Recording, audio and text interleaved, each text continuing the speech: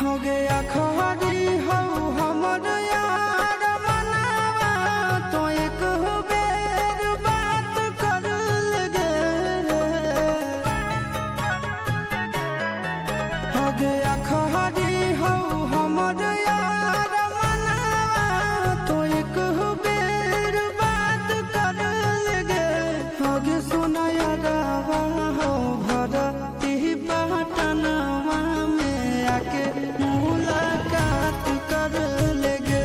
आगे सोना यारावा हो भरती पटनवा में आके मुलाकात कर लेगे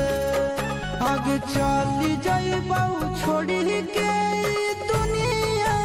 विदाई अपने हाथ कर लेगे आगे सोना यारावा हो भरती पटनवा में आके मुलाकात कर लेगे आगे सोना यारावा हो भरती पटनवा में आके मुलाकात कर लेगे।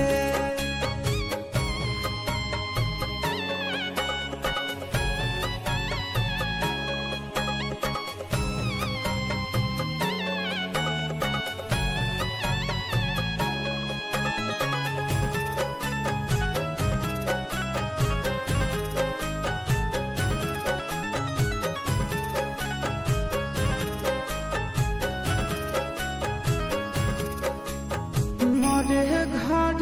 पनिया पिलाई दी है जान गे कफन ओढ़ाई दी है टूटत ही जब प्राण गे मोरे घर पनिया पिलाई दी है जान गे कफन ओढ़ाई दी है टूटत ही जब प्राण गे गे हमारा से तोरा जाती प्यार होता